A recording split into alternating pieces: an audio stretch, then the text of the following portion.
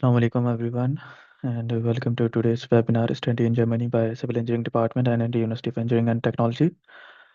I hope मेरी आवाज़ सबको आ रही है और it's 3:02 p.m. Okay, let's wait 2 or 3 minutes ताकि सब आ जाएं, then we will start.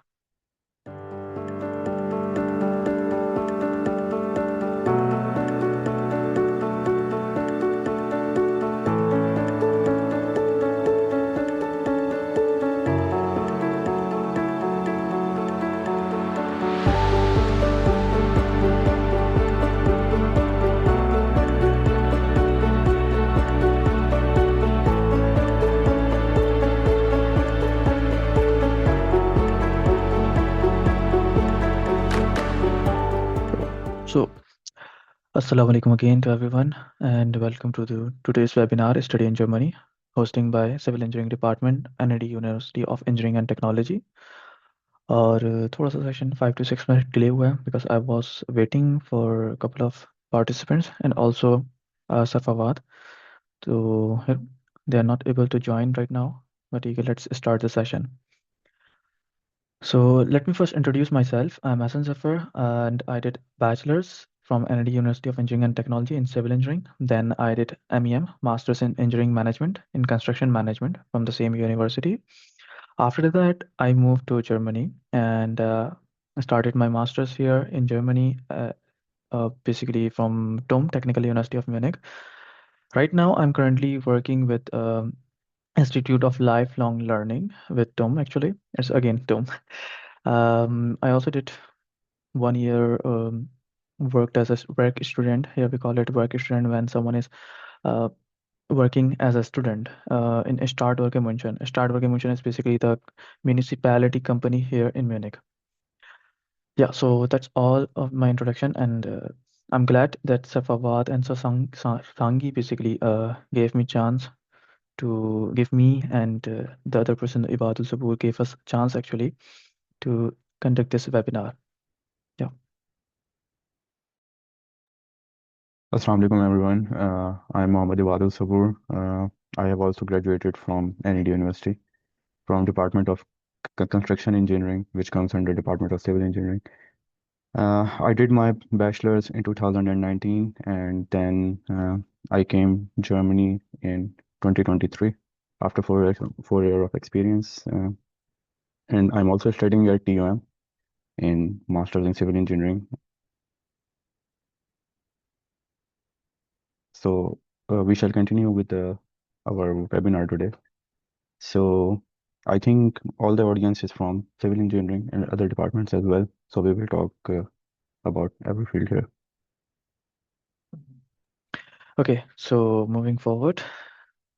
Before moving forward, I have some points to mention here. If you have any question, you can ask in the chat box, or in the end of the session, we will have one basically some specific time for the question answer. You can ask over there as well. In that specific part, you can unmute yourself and ask the question. Else, you can write in the chat box as well. And for the time being, please mute yourself. Okay. So, this is our today's agenda of what we are going to cover today. First is we will talk about why Germany and why Germany is the hotspot for international students, why a lot of people, especially from Pakistan and India, are targeting Germany for their education purpose. Then we will talk about the universities, the top universities here, then the admission criteria, and further we will take a short look on tuition fees and the scholarships, what type of scholarships available, and what is the difference between different type of universities like public and private. Then we will talk about the steps involved, not in the sequential order, just the steps that are necessary to get from the beginning of your procedure till reaching here. Then we'll take a short look on a student life in Germany as well. We will give you a real-time scenario, how it looks, and how the student survive here. So if you have any question in that regard, you can ask that as well. Then we will discuss a little bit about immigration and PR. And yeah, then we'll discuss how we are going to help you or what else we can do for you. So then moving forward, Ibad will continue from here. Thank you, Ahsan. So, uh, the question is why Germany is a hotspot for all the students from around the world.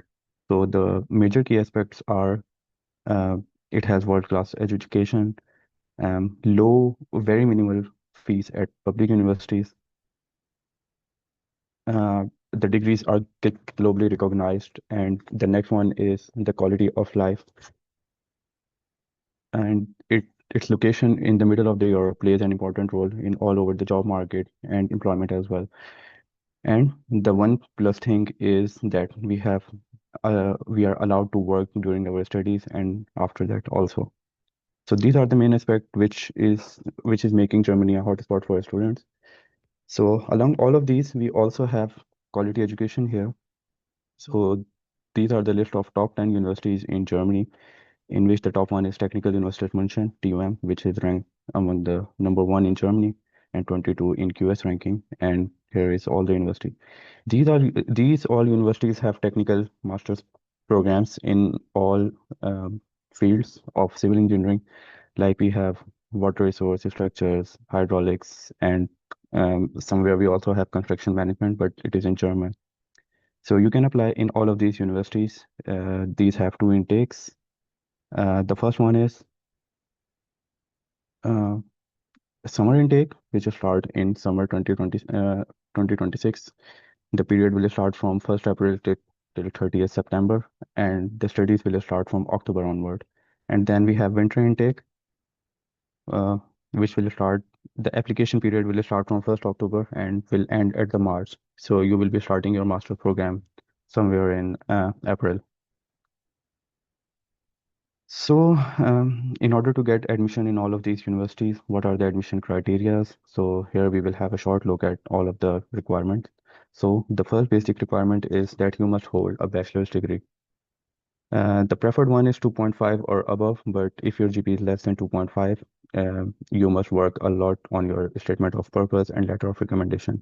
So it will make your profile strong and you can stand among the students with high GPA. The second requirement is the English proficiency, which is IELTS, TOEFL. It depends upon the university criteria. The next one is GRE, GMAT, which is also required by some programs. Some program also required German level from A1 to E2, A1 to A2, and some program also required some experience from 6 months to 1 year. But these all four criteria are required in some programs, not in all of them. So, the basic documents which you need to process any application is the first one is statement of purpose or letter of motivation. These two things are same. Then you need letter of recommendation, which you will ask from your professor. And the third one is educational documents, which includes all your documents like transcript, degree. Sometimes they ask for the enrollment as well, and other educational documents from higher studies and school. So this is the overlook of admission criteria. Now we will move towards what are the tuition fee and scholarships, which is a major topic for students. So in Germany, we have very minimal fees. So there are two types of universities. One is public universities, and the second one are private universities. We would always encourage you to go to the public universities because of two factors. The first one is that you have a very minimal fees, and the second one is that the employment rate after graduation is so high, whereas the graduates from private universities are struggling so much to secure a job. So in public universities, we have fees from 85 euros to 1500 euros. It is not actually the fees, it is the semester contribution, which ranges from 85 euros to 1500. But majority of the universities has around 85 to 300, 350, but some are also charging 1500. Like in DUM, we have semester contribution of 85 euros, whereas in Stuttgart, they are charging 1500 per semester. So it's up to you that which university are you going to opt.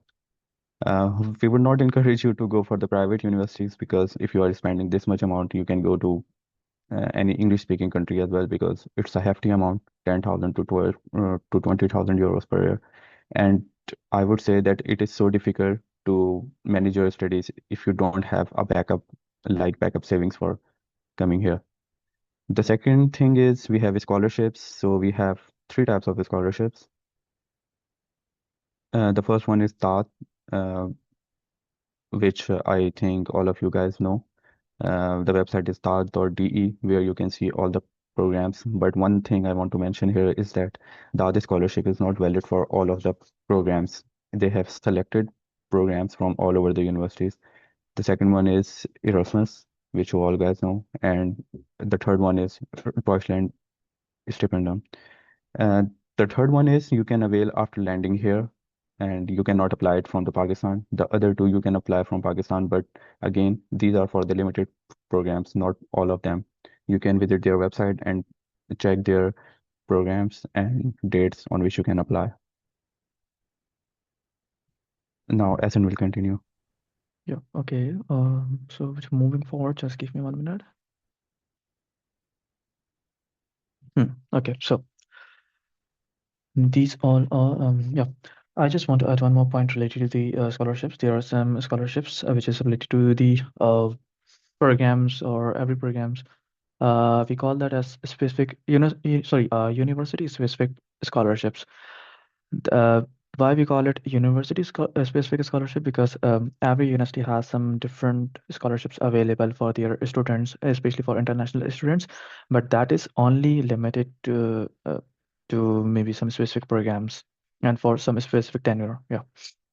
So moving forward, I'm going to discuss about the steps that are involved from applying for a master's program till get reaching here.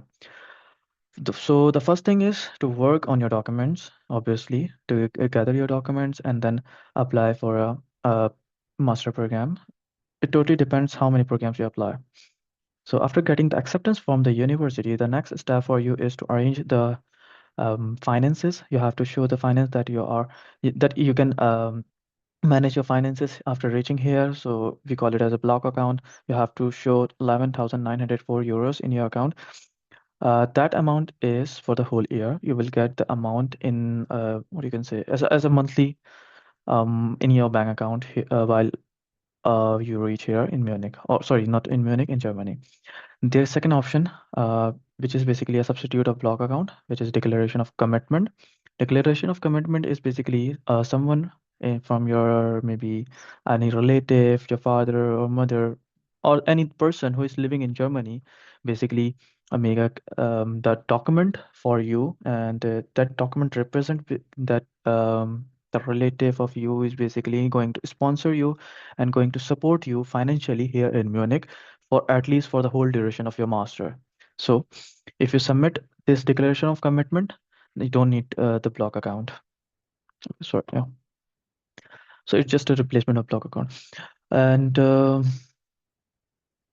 next step is we have after acceptance and the block account. The next thing is while going to apply for the visa, it's recommended that you have the enrollment certificate. Enrollment or immatriculation is basically when you submit the fees of university, the semester contribution, which Aebad talked about. So if you submit the semester contribution, you will get the document from the university, and you have to submit some other documents for that as well. For example, your photo ID and yeah, some health insurance thing as well. So the next thing is to apply for the visa, you have to arrange all your documents, including the visa application form. Uh, so after that, you can apply for the visa. Right now, the procedure is just the procedure is basically you just have to apply online for the visa and then wait till you get the appointment. So these are there are some additional expenses which includes visa application fee and maybe the what you can say after getting the visa you have to do obviously some shopping and some things which you can buy for Germany for moving to Germany and the ticket also and the insurance thing. So these type of things are some additional. So just concluding the amount here. So 11,904 euros for the block account, then 1,500 some additional expenses, and university semester contribution fees, which is sometime. included in the 1500 euros. But the thing is, sometime if you, for example, if you get the admission in a University of Stuttgart, so their semester contribution fees is itself 1500 euros per semester. So it's not included here then, right? So it totally depends. This 1500 amount is approximate amount, and it totally depends from where you're getting the acceptance. Okay, so moving forward, how is the life? What you can imagine as a student living in Germany? So, I just want to give you one reality check, that is, what do you think? The life you spend as a bachelor student in Pakistan is quite different than the life you are spending here in Germany. The first common, you can say, the first difference is basic difference is you have to work alongside your studies. That's really a big difference. It might be possible some of you already worked during the bachelor's, but it's very common in Pakistan that the students just do the full-time study. And yeah, here you have to manage your expenses, and to manage your expense, you have to work. You are allowed to work 20 hours per week as a student. So you have to balance your studies and your job as well. So the cost of living that is mentioned here is ranging from 850 euros to 1000 euros per month, and it totally depends in which city you are living. And also, there is one important factor, and that is accommodation. The accommodation you are living plays really a big role in the cost of living per month, you can say, because my room, I'm living in a student dorm. We call it as a dorm, student hostel. So here my rent is 400 euros per month. But it's because in Munich, I'm living in Munich. If you live in Dresden or Berlin or maybe some smaller city, you will have to pay the monthly rent of around 250 euros or sometimes 300 euros. So directly you are just cutting your cost of living to 100 euros, right? There are some other important factors included in the cost of living. For example, health insurance, which is around 145 euros. Then your monthly traveling ticket and grocery expenses, another miscellaneous expense, mobile expense, for example, the cost of internet, for example. Yeah. Then work opportunities. The good thing which I like about Germany is you will have chance to work in your field as well. So alongside with your studies, you can do both works, like for example, the odd jobs as well as the field jobs. The field, there are certain employers, not certain actually, every company basically provide opportunity to the students so that they can have some experience with their studies as well. These type of jobs are known as work student, or it means working student. So work student is a good option in Germany. I couldn't find this thing in other countries, for example, Canada and UK or any other English speaking country. Then, yeah, this is the working hours. One more important thing which I like here, there's a work-life balance in Germany, especially for the students. You will find very leniency in jobs. I'm not talking about all odd jobs because some odd jobs has very restrictions. But in some, for example, work student job or working student job, you will find a lot of leniency. If you have an exam, you can get a chance to work even little bit more before your exam, and or sometime you can work little bit more after the exam, or maybe you can get paid vacations as well. So that's the good thing actually here. The environment, yeah, multicultural environment. You can get to know like other cultures. Literally, you can find the Egyptians, Turkish, Indians. Everyone is here. Like it's a hub for international students. So you can get to know a lot of new things. But if you want to stick with the Pakistani community, there are a lot of Pakistani student associations here. For example, in Munich, we have Pakistan Student Association Munich, and I was the vice president of PSA Munich last year. Now, you can see in the background there's a guy who is wearing a cap. He's also from NED, Munib Arshad. He's also from NED, and right now he's the not vice president, but he's the member of Pakistan Student Association Munich. So we have PSA in almost every city, and if there are smaller cities, then basically two or three cities are combining and making one PSA. So yeah, in big cities like Frankfurt, Berlin, Munich, Dresden, you can easily find halal food options because there are now a lot of Muslims living in Germany, and not just the halal food. We can easily find mosque everywhere almost. And there is even one big mosque in Cologne, I guess, which is biggest one in Germany. I will share the clip maybe sometime on my Instagram page or on YouTube. Okay, yeah. Another good thing about the students, there are a lot of discount options available for students, not just for the transport, not just for the food. You can also get discounts even for some AI tools, or maybe even for the laptops, mobiles, you can get student discounts. And even there is one more website here which we usually use, Unidays, which is especially for the students. So if you enter with your student credentials, you can get a lot of discounts in almost every brand. So this is really a good thing I found here. Okay, so moving forward to the student life, to the immigration and PR, how you are going to convert your student visa to immigration, or maybe the PR or the blue card here. The first thing is after getting your degree, you can get easily a 18-month job seeking visa, which is also known as JSV.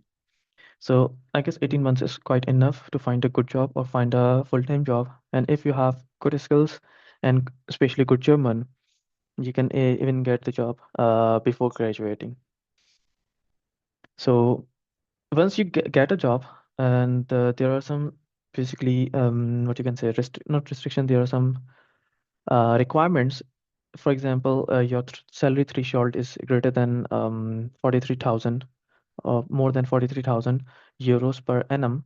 You can get a EU blue card, which is also known as EU blue card, Blaukarte, yeah, in German. So that is basically leading to the PR. That will lead you to the PR, and PR is the permanent residency. Permanent residence, and obviously you have to fulfill some requirements. That PR basically lead to the naturalization or the German citizenship. Right now, the minimum period for naturalization or the citizenship is 3 to 5 years, including everything. Even your student status sometimes counts if you are paying certain amount of taxes during your student period. Like for example, you are working if you work throughout your masters, and you are paying certain specific tax actually, then you're eligible. And your the period you spend, and the period you basically spend as a paying the tax, that will count to your PR, towards your PR or towards your naturalization, right? Um, yeah, if you have a PR, you will have a strong chance to even work in whole Europe. If you found a good job in Italy, Spain, anywhere else, you can even move towards that country as well. So you have a lot of options here after getting the PR. So the transition period from graduation to EU carte or the PR, that is a little bit, you can say, stressful sometimes and take a lot of time, a lot of struggle. But yeah, uh, after that, there is a lot of options for you. So moving forward to the question answer session, if you have any question, you can ask. You can just raise your hand, then unmute yourself and can ask, or else you can write in the chat box as well.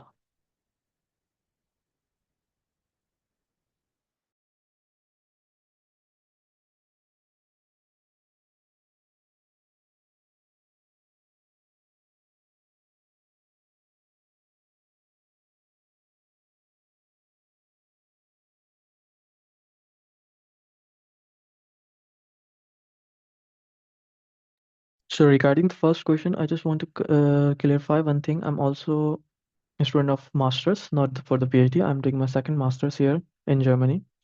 I didn't opt for the PhD option actually. Based on my experience, when should one consider going abroad for studies? As an undergraduate, should we first gain some field experience and apply for PhD and directly apply for masters? Also, are there generally more opportunities for masters programs or for PhD? Okay, I would say for masters you will have more opportunities. Okay, PhD, there are some very specific options for PhD. ठीक है, तो बेहतर ये है कि if you go opt for the master. And also, regarding the experience, to be honest, I worked around 2.5 years in the field in Pakistan. Then I started as a visiting lecturer in NED, in civil engineering department. So I have you can say 3 years of experience. But that experience sometime in most of like, in some jobs actually they didn't count that experience. So it totally depends upon you what's your plan if you want to stay for a longer period in Germany or abroad, or if you want PR, then I would say early is a good option, as early as possible. And also, mm, yeah, maybe you can even apply right after your graduation.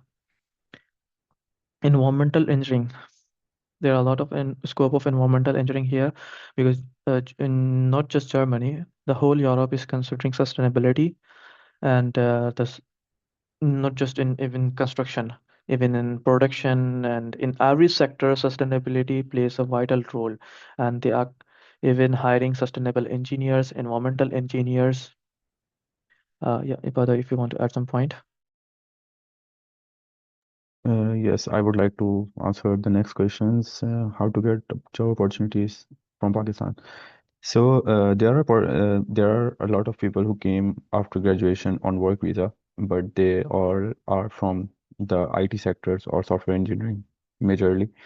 But if you are a civil graduate and want to come here, then you must have German till C1 and like 5, 7 years of experience, then they can consider you. So it is quite rare that you can come right after the graduation. So a master's is a good option for it. And there are also scholarship for masters, which I have mentioned before, that Erasmus and other one. You can go for it. And to Mohammed Zubair, chances of selection. So the acceptance rate is quite high for, especially for NED graduates. We are having a lot of NED graduates here. So if you apply for 9, 10 universities in one intake, you should secure admission in at least 2 or 3 of them. It also depends upon the uh, quality of your statement of purpose and your profile. And Muhammad Muzammil, I guess he raised his hand. Can you unmute yourself and ask your question? Hello, Assalamu alaikum. How are you guys? Walaikum assalam. Alhamdulillah. What about you? Fine. Okay, so I want to ask about the civil engineering opportunities in Germany. Currently, I am in Canada on a research internship, and I've just graduated from NED University in June 2025, and now I'm looking for my master's. So in Canada, these opportunities are like very limited now.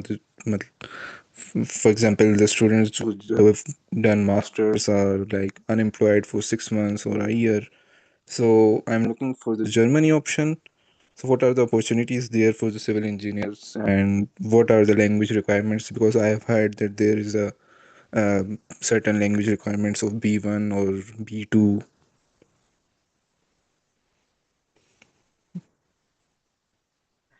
Yeah, Yes. actually, yes, you're right. The language requirement, especially for civil engineering, uh, especially if I talk about the construction management or the construction side, the language requirement is quite high.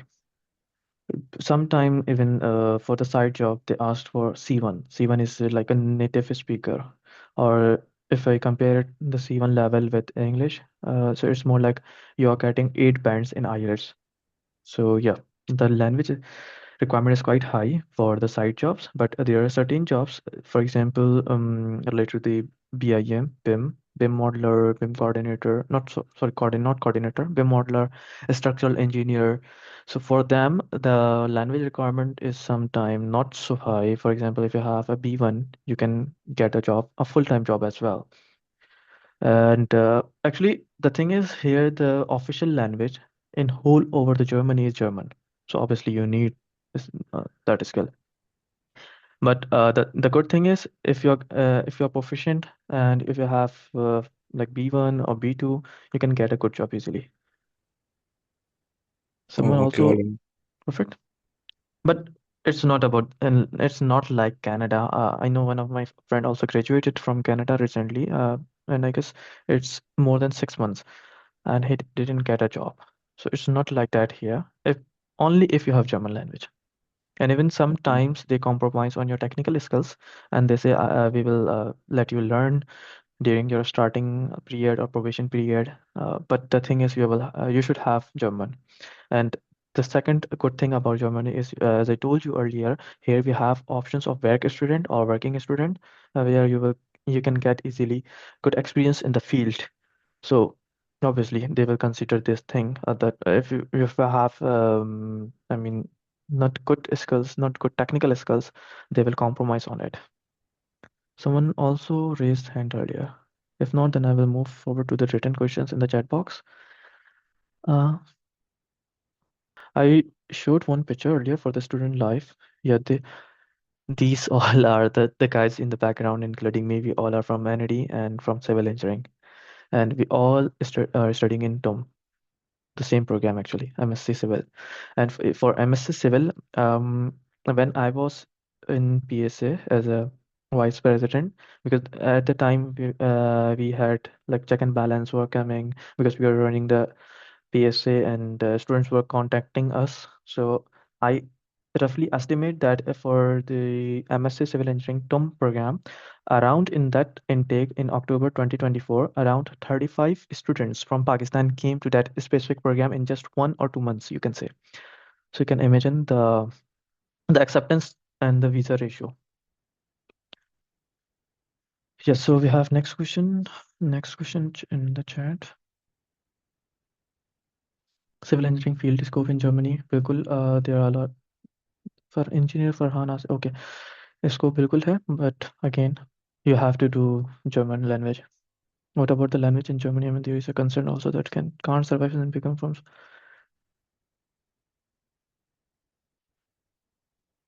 बिल्कुल. Yes, Azan Ahmed. Exactly. If you have limited skills in language, you will face language barrier here. Especially for our, I'm saying again because for IT and for management, you can even survive with A1 or A2. But for civil engineering jobs or for technical jobs, you need at least B1. But if you have B1, there are some multinational companies as well here. So if you have A2 or B1, you can get the job. And some it totally depends upon luck as well. I know 1 or 2% who got the job, full-time job actually, and they have just A2. So as a third year bachelor student should apply for a scholarship. Third year bachelor student. There are certain basically deadlines for each scholarship. So you have to check first which scholarship you're going to target and what's your like long-term plan. Then based on that, you can make a timeline for yourself, and then I would say then work accordingly. Can you please repeat the winter time frame is winter time frame? Winter time frame means you mean winter intake? Okay, winter intake. The next winter intake will be starting from actually there is one more winter intake right now in this semester, but the admissions are already closed. Mm, the winter intake classes usually starts from October every year. So for this year, winter semester is starting on 1st of October 2025, but there is no more admissions. You can get if you want to apply for next winter intake, you have to work for it like I guess 4 to 5 months. Yeah, 4 to 5 months is a better time period to apply for the winter intake and the visa thing. Yeah. So moving forward to the next question, which is from Farhan Asif, what is the average salary of a structural engineer? So for civil engineer, the salary bracket lies between 45 to for 45,000 to 50,000 euros per year. Um, it have all the like fields of civil if you are a construction manager or planning engineer or a structural engineer. But um, y- good thing to note one thing here that on full time we have 40% tax. So you should minus 40% from the 50 or 45,000. I just Uh, want to add, sorry, I just want to add one point here. This 45 to 50% is the initial salary, but initially after your graduation you can get even a little bit more as well as a civil engineering graduate because just a couple of guys who graduated recently got a job like 54,000 per annum or 50,000 per annum.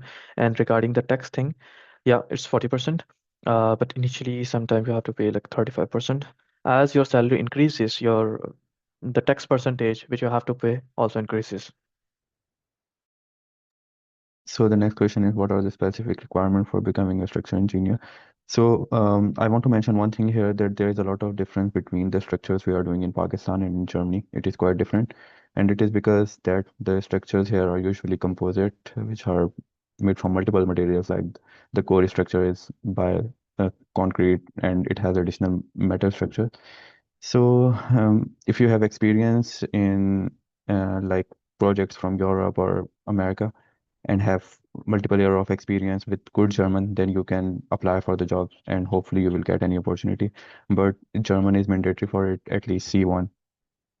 As an electronic or electrical engineer, how many opportunities? Yeah, for electronic and electrical engineer, there are so many working student and professional jobs as well in the sector of power engineering. We have many students here from electrical and mechanical background who are doing electrical and power engineering here, and they have a really good job market in English as well. What are the language requirement for masters? As I have mentioned before, that only a few master program ask for A1 to A2, but this is not a major requirement by majority of the universities. Are there scholarship available that can exempt? So you have Erasmus, you have that, but for both of these, you require 2 years of experience from your home country or where you have graduated from. So you can apply after 2 years of your graduation. And for Erasmus, it's a joint master program. So you will be placed in different countries in different universities for every semester. And to avoid block account, there is only one option, which is, as I mentioned, that you have to declaration of commitment, like someone from your blood relation is sponsoring you and taking care of your expenses. Otherwise, there is no option to avoid block amount.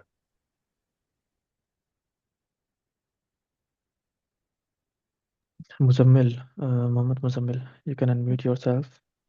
Okay, thank you. So I Mhm. wanted to ask that can we go to consultants for this whole process, the application or study visa and everything, or can we do it by ourselves? Is it easy or difficult? Okay, good question. Actually, it totally depends upon you, how you are going to proceed. Sometimes doing application and the visa thing, sometimes it basically make you exhausted, or you feel everything like hectic arranging the documents and then applying. So it totally depends upon you. If you want to apply by yourself, you have to spend a lot of hours from searching the university and then searching for the specific programs and then meeting their requirements and applying, and then visa application, getting the acceptance. Sometimes there are a lot of technicalities. So for me, I did my by myself actually, and even Aebad did by himself. But the thing is, I faced a lot of technical difficulties. The good thing was I had some batchmates already in Germany who helped me earlier. But one mistake I did was I once got admission from Weimar. Actually, Weimar, maybe you might know, Bohas University Weimar. After getting the admission from there, I had the acceptance letter, admission letter, you can say. Then I applied for the visa. Then there is some health insurance thing. For the health insurance, actually, I had at the time three admission letters. So during for the health insurance, I basically used my another acceptance letter, which was from Dresden. Then during the visa process, obviously this thing conflict because in the visa application, I put my Bohas University admission letter. For the health insurance, I put Dresden because I was at the time a lot of I had a lot of confusion, like where should I go? And meanwhile, during the process, I got acceptance from Tom when I applied for the visa. Just after 1 week of visa application, visa interview, actually, I got the acceptance from Tom. And at the time, I was thinking, oh, I should go to Tom. Then I started the procedure of enrollment, I matriculation in Tom. And obviously, then I was around three admission letters, and my enrollment in TOM was rejected, and I was suspended to get enrollment certificate from TOM because they asked the health insurance provider that if the person is coming to Germany, because everything is centralized. So they contacted by themselves to the health insurance provider, and the health insurance provider said that no, this person is going to Dresden. And for my visa application, my visa officer know I was going to Wuhan University Weimar. So for the time being, I just stopped everything and then waited for my visa. When my visa arrived, Then I contacted my health insurance provider to change my university to the TUM. Then I contacted TUM. Now I have the visa. I didn't talk about the visa to TUM. I just say, please change my health insurance and check if I'm eligible to get the enrollment right now or not. So these type of things sometimes happened. This is just one example. I had several other issues as well during the visa process. My visa got stuck, and I got my visa after like more than 2 months. So it totally depends upon you and your profile and your case. And if you're more comfortable to doing by yourself, then you can do. Otherwise, we as an Indian started. I will going to talk about this thing in the next slide as well. We are going to start an initiative. And we as an Indian, not just me and Ibad, there are a lot other guys as well living in Munich, and we started this thing to guiding the student. But obviously, as we are going to spend some time in your case, so we'll have minimal charges, but not equivalent to the consultants who are asking like around 2 lakhs or 3 lakhs to you. I know a couple of consultants in Karachi, especially in Karachi, they're asking a lot of money. So we'll talk about this right after the maybe in Okay, five thank minutes. you Yeah, so much. welcome. Thank you. Do we need experience to apply in Erasmus? Exactly. In Erasmus, some programs have requirement, as maybe Ibat mentioned that. Yeah, every program has different requirements, and even for that, you need some experience. For that scholarship, you need maybe sometimes 6 months of experience, and for some programs, you need around 2 years of experience. So depending upon the specific university requirement, you have to show your experience, and even for some architectural program you have to make a portfolio of your work of your project and then submit it. So same goes with the Erasmus. In some programs you need your portfolio, your profile, your thesis. Maybe in Buhas University Weimar, which I applied, it was not related to even Erasmus, but they asked me to submit my bachelor's final year project. I just want to mention one more thing. For Erasmus, there is some restriction. For example, you have to, yeah, there's one restriction that you have to go back. Yeah, after getting the degree, you have to go back to your home country. I guess it's mentioned somewhere. Yes, Sipat. I want to add one thing here that for a few programs, you also have entry test and sometimes you have interview. Like if you have low GPA, in term, you need to clear your interview session, which is by the professors, and it is one-on-one online meeting. And there is also one program in DIT, Dagentroff Institute of Technology, for which you have to pass the entry test. So it varies from program to program. Either you will get an interview call or you will get to pass the entry test. So it is also the requirement from few of the programs in Germany. How is the job market for environmental engineering in Germany if I decide to pursue my master's in next year? I guess I answered this question earlier. So just mentioning again, there are a lot of jobs related to environmental engineering, especially in the sustainability domain, because the whole Europe considering sustainability and the sustainable products, not just in construction sector, in every sector.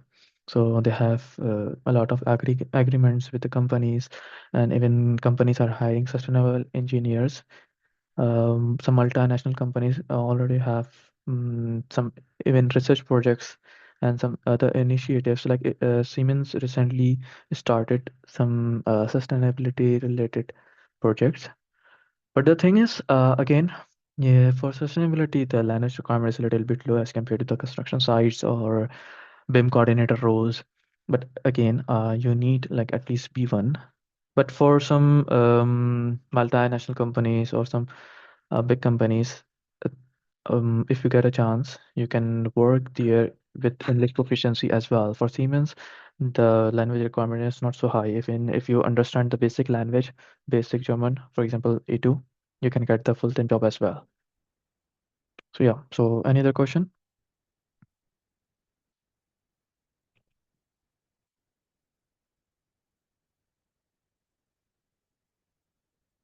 Okay. If not, then should I apply for scholarships before submitting my university application? Oh, sorry. I guess I missed this question. Okay. Um, University application. This is something totally depends. This thing, scholarship thing, it totally depends upon the type of scholarship and their coverage and their deadline as well. For some programs, for universities, I mentioned, I guess, this university specific scholarship. If I talk about specifically this type of a scholarship, for that, you first need admission and the enrollment letter actually. After getting the admission, you have to enroll yourself in the university because that's really important. What happened as I did, I got like five admission letters around, and I did enrollment in just one university. So that's why it's really important to have enrollment certificate with you before applying for the university specific application. Similarly, for the Deutschland stipend, you need the enrollment as well. But for DART and Erasmus, you can apply for a scholarship earlier as well. But again, for DART, there is a one master document you can say available in which every program that is covered by DART is mentioned, and you can check that PDF. The timeline is also mentioned. For some programs, you have to apply even 1 year earlier. For example, if you're going to if you plan to maybe come by next winter intake, that is October 2026, you have to apply 1 year earlier for the Bohas University Weimar. I guess there is one program from the Bohas University Weimar that is covered by DART as well. For that, you have to apply at least 1 year earlier. And as you know, the normal duration of the BE civil program is 4 years, but due to some reasons, I will be completing mine in 5. No worries, no worries.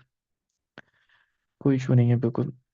And the normal duration for the master's program here is around 2 years, but usually we complete master's in 3 years here.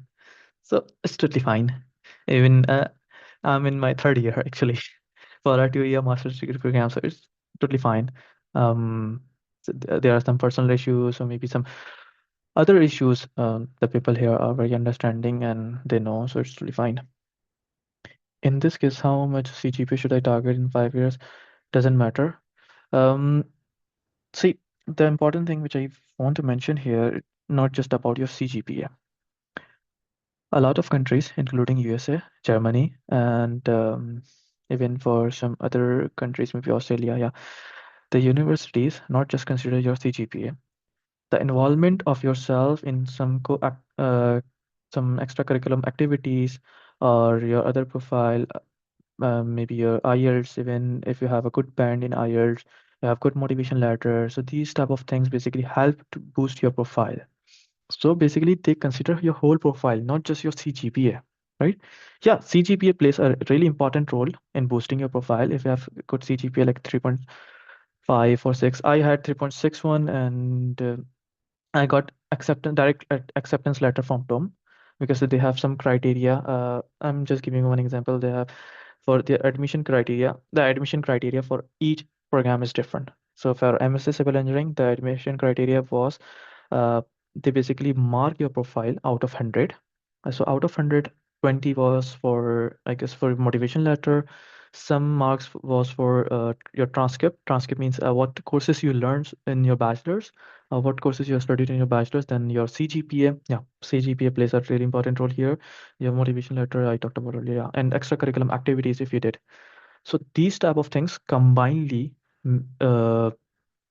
basically they scored based on your whole profile, and I got 88 score out of 100. And because of that, I got direct admission because they have criteria. If you have more than 80 marks, you will get admission directly. If you have a score from 70 to 80, then you will go to the second round of the admission, and that round is you have to give an interview, one-on-one interview, or I mean you can say a oral test of your skills, of your uh, knowledge.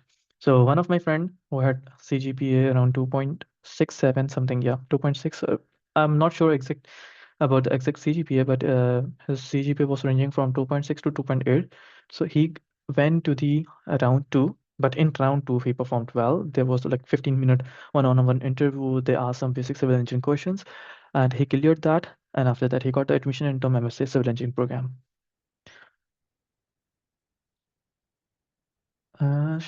It's key. I guess I answered this question earlier.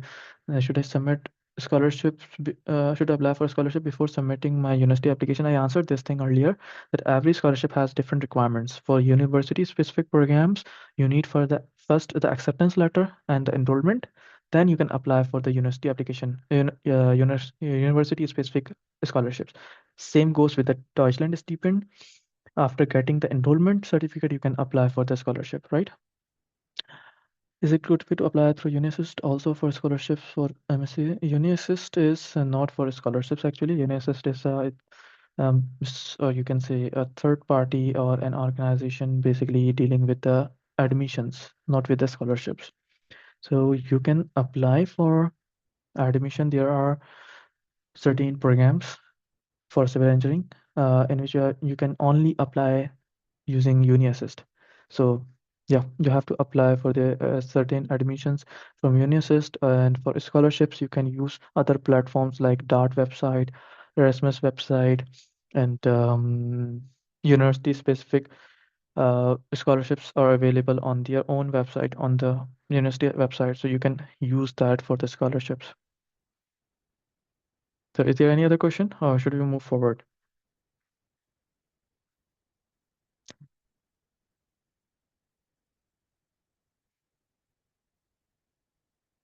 Okay, moving forward, and yes, but if you want to continue from here. So as Ahsan mentioned before that we, the group of NED students in Germany, are willing to help all of you, just like a family. We need to support each other. So for this purpose, we have bi-weekly webinar on how to do all the process and come to Germany. In but Other than this, we can also guide you on how to lodge university applications, how to make your motivation letter. We can also assist you in visa application and complete guidance from step one till landing here, for which we have bi-weekly seminar and personalized guidance as well. So, as me and Asan have helped a lot of students, but right now we have like 4 3 students, so it take our a lot of time. So we are going forward with it. And if you have any question, you can connect with us on WhatsApp and our Instagram page as well. So we are willing to help you. But I would like to mention one thing here, since we are giving our time to many of us, our friends, so we charge a minimal amount so we can guide them well. And just want to mention one more thing. After getting the admissions from multiple universities, we will help you which one is the best option based on the reality here, and we will also help you once you landed here, and we will try to connect you with the relevant PSA, Pakistan Student Association of that city, and also will guide you how to find the accommodation here. So it's not just about we will stop helping after getting the visa. So obviously, it's a chain we started, and I hope we'll try our best to help everyone. So here's the WhatsApp number. If you guys want to note, you can note. Then I will switch to the next slide. And if you have any question, you can ask over the WhatsApp as well.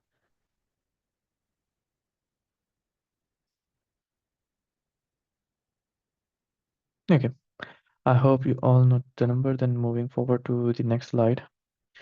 The next slide is basically the last slide, and I just want to thank you, the Civil Engineering Department, and especially Professor Dr. Jabbar Sanghi and Dr. Fawad Masood for letting us basically they arranged this session for us and for other students. So I just want to thank you, although they are not here, but it's mandatory to mention their name. Okay, I guess you all enjoyed the session and you have some insights related to this study in Germany. If you have any question, you can just ask us anytime. And yeah, one more important thing, we have one WhatsApp group as well. We are where we are basically answering the questions. So if you want to add yourself in that group, just let us know, and we will add you in that group.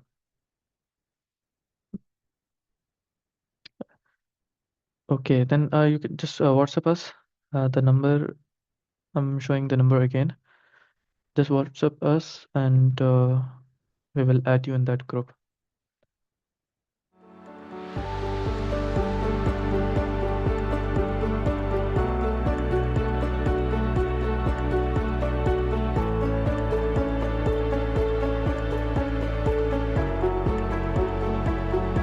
Okay, perfect. For you all guys can note the number and just text me, text on the number, and I will add you in the group.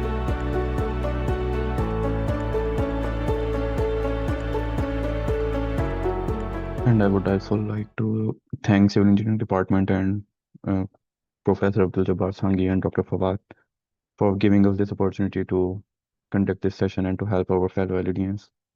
I hope you all have the informative session, and for any other question, as Ahsan said, you can contact anytime.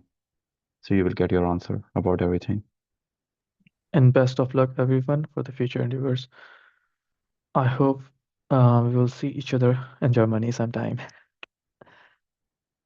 So have a good day and Allah Hafiz. Allah Hafiz.